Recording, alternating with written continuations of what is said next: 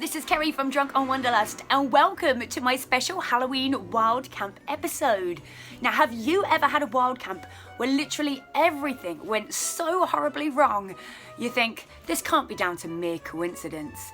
I mean, you could not make this stuff up. Literally bam, bam, bam, one after another, everything. Total epic fail. Now, was it down to just pure bad luck?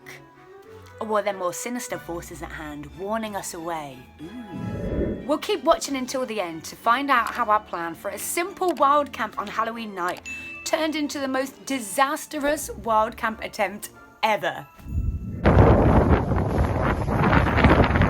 We'll start at the very beginning, a very good place to start.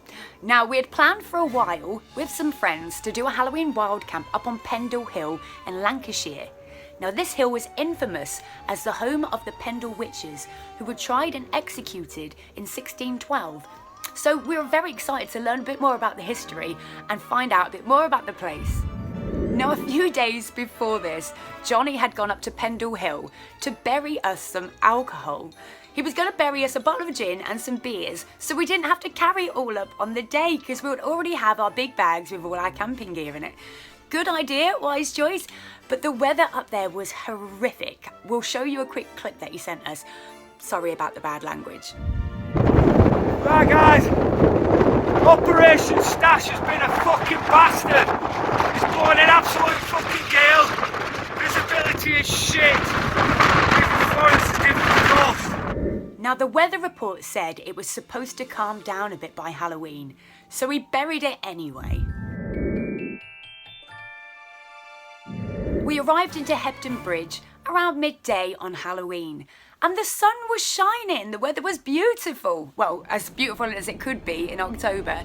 So we jumped in Johnny's car and headed over to Pendle to Newchurch to meet Jordan and Charlotte, who had driven down together from the Lake District. The minute we arrived, the heavens opened up and it started pissing it down. The wind picked up to a ridiculous level as well, and we decided it would be far too dangerous to camp up on Pendle Hill. So we were going to go with plan B, which was a low-level moorland wild camp not too far from where the cars were parked. Trouble was, our gin and beers were buried up on Pendle Hill, so we had to do a quick resupply and head off. Guys!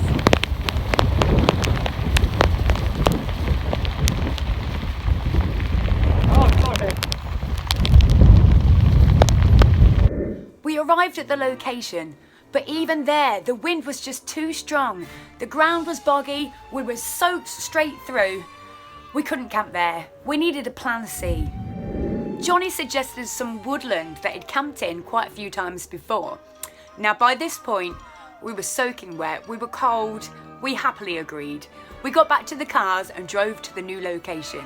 And when we arrived, lo and behold, the rain had stopped, the wind had died down. Perfect. Man says it's raining. You don't hear me complaining. Entertainment tonight will be provided by Jordan.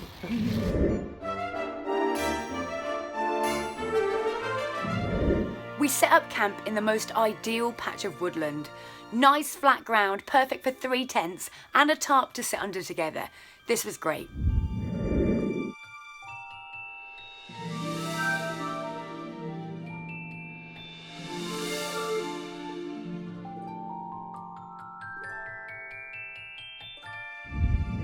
By the time we'd got the tents up, it was now pitch black. So we got under the tarp and finally all sat down and poured ourselves a well-deserved drink. At that very moment, bright lights blinded us and we were deafened by the sound of a tractor horn. We had been caught out by a farmer. Because people just make a mess, leak rubbish. Well, you won't even know we've been here. No, well, they won't because you're going. You'll have to go. Come on. You have to go or else the police will be next. Because you're trespassing, you're on private property. We were gutted. We apologised profusely.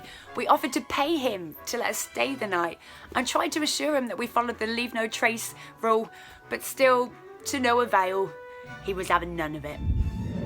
We now had to attempt to pack away the entire camp in the pitch black.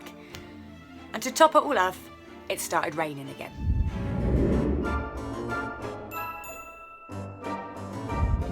We were almost packed down when the farmer returned. But this time it was more amicable, apologies all around. He mentioned he'd previously had some people that had caused a lot of damage to his land. And although he was sure that we were enthusiasts and we would be no trouble at all, he didn't want to start encouraging people to wild camp on his land. It couldn't be one rule for one and one for another, which is fair play. But just before we were about to leave, Johnny realised he'd lost his car key.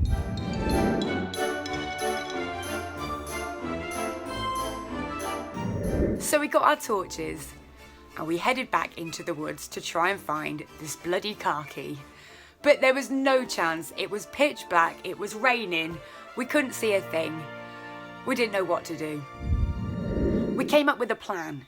Now, Charlotte couldn't fit all of us and the gear in her little car. So, she was going to drive Johnny back to his house to pick up the spare car key. While she was doing that, she would be leaving me, Jordan and Danny behind with the other car. So there we were, in the dark and the rain, on Pendle Hill, witch country, on Halloween night, stranded. But we had Simon the Swede to ward off any evil spirits that may have been there. We also had a bottle of gin to keep our spirits up and to keep off the chill. It's dark, it's Halloween, we're literally in the middle of witch country, all alone with Simon the Swede. Wish us luck! Bye! Bye! Past the point of no return, the final curtain. By the time they returned, it was late, so we admitted defeat and we ended up staying in a travel lodge.